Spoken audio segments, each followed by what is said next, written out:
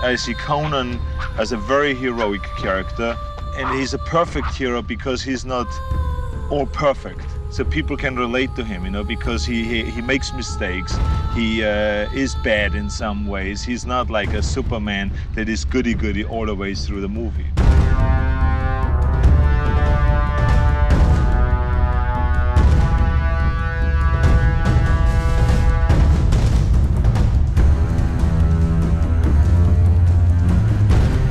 I think that I've never done a film that was that physical, number one. Also, that had so much dangerous scenes in it. I mean, there is no stuntman that really can double me in dangerous situations, so because nobody has a body like mine. So what happens is I have to do a lot of the stunts myself. I have to do a lot of mountain climbing, fast horseback riding, riding on elephants or camels, you know, these are all crazy animals we're talking about. Or climbing towers, climbing ropes. A lot of wrestling and boxing and pit fights, sword fights, where you're always very close to the blade, to a sharp, real 10-pound sword blade, you know. So you get into a lot of dangerous situations, but what it does is it makes you stretch. It makes you grow as a person. You're exposed to danger, and I think it's a good experience in a way, you know. And also, I think that what has been very unusual on this part is that I've had really the best director I've ever worked with. I'm a historian, and I enjoy things of a historical nature, and I've always had a great interest in pagan cultures and pagan times, and it allowed me to do a pagan movie.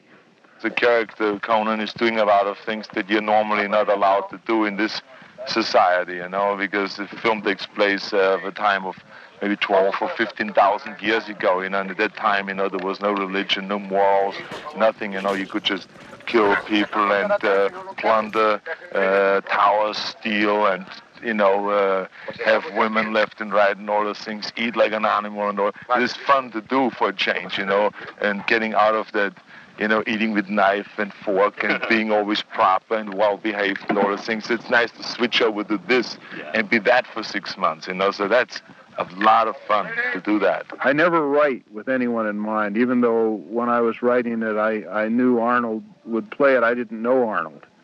And I try and pick the people that would mold to the story as best as possible. I just look at people until I find someone and I say, that's what Valeria should look like. That's what King Osric should look like. I thought of, once I'd written it, I thought of what an interesting idea of having James Earl Jones play Thulsa Doom. The role I play is, again, the villain. I'll call him a prehistoric Darth Vader. He's the Batman. He's a sorcerer.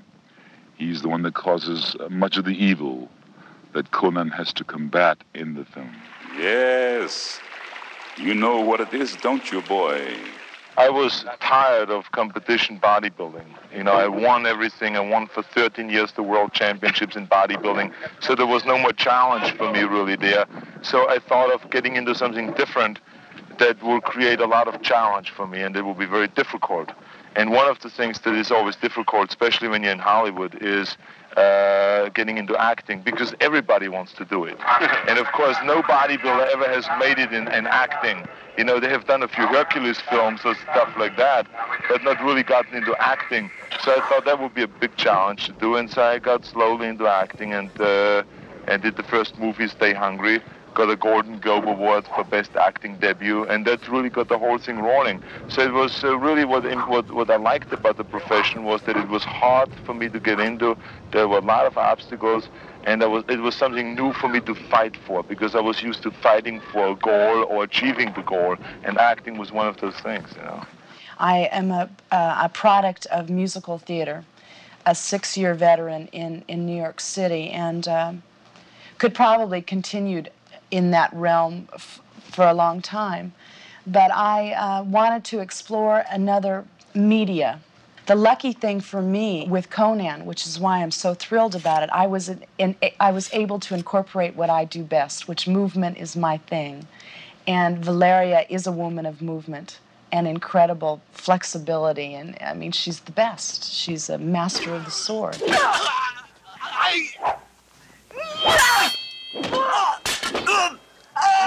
So I think I made that transition pretty well. I don't know what's in store next, but for the first time to break into that, it was the right project. I've been trained for stage, and I feel I know what I'm doing. I have a better sense of my responsibility, but I love doing films. I love doing television. I think television is very, very important for the whole world. So I will not say I prefer one over the other. I feel perhaps more comfortable on stage, though. My son. Well, for competition, I used to train 4 hours a day, but since I'm not competing anymore, for this film, for instance, I'm training with weights 1 hour a day. I run a half hour a day. We do almost every day sword practice. We do all kinds of other physical activities, you know, to get ready for the next scenes for the next day and so on. So I think it's now altogether maybe 2.5, 3 hours of physical fitness training, but weight training only 1 hour now. Arnold and Jerry Lopez and myself, we all three did train. I trained 3 months for the film and learned kendo. We would train like 3 days a week, maybe 2.5 hours. Well, all the films that I've ever done have been personal films. Something that, you know, I was accused of one of my films is that we made a personal film there. I think they're all personal films. I think that any director, or a lot of directors make nothing but personal films. John Ford never made anything but personal films. Kurosawa really made nothing but personal films, and both of them made big adventure films. I know. So it's quite possible. It is really a personal film, but it's also a big adventure film. Well, it's going to be an important film. I'm not talking about how the critics receive it or how the box office receives it. It'll be a very important film because it is picking up a thread that we saw with Star Wars, very frankly. A thread of epic adventure. This is a thread that goes back to the past, but it's the same thread of epic adventure that all human beings are very anxious to see. Not for escape, because there are very important lessons you can learn about the past and the future, or a writer's imagination of those times. But that's the importance, is epic drama, you know. Being from the stage and loving Shakespeare, I think I can compare it, not in terms of literature or dramaturgy to Shakespeare, but in terms of size to Shakespeare, you know. This is the Temple of Set. This is where the snake cult of Thulsa Doom is centered. This is his mountain of power.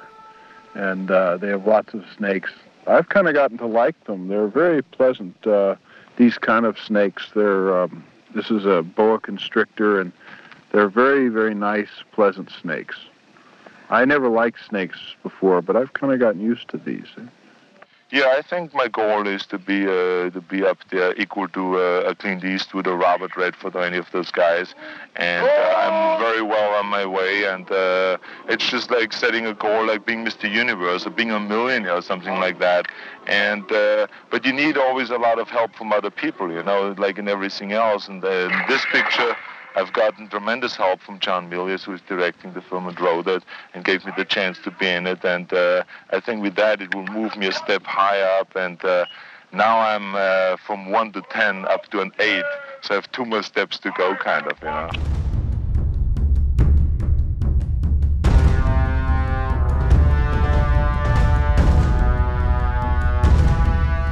I think that with what we have seen so far, and an overall basis of a world release of the movie Conan, I think we can see the definite sequel, because it's considered an extremely successful film. Wherever it opened successfully. So I'm looking forward to doing a second movie. I love the character of Conan, and of course I hope to do other roles at the same time, you know, maybe something totally the opposite of Conan, maybe something very light or romantic or comedy or whatever.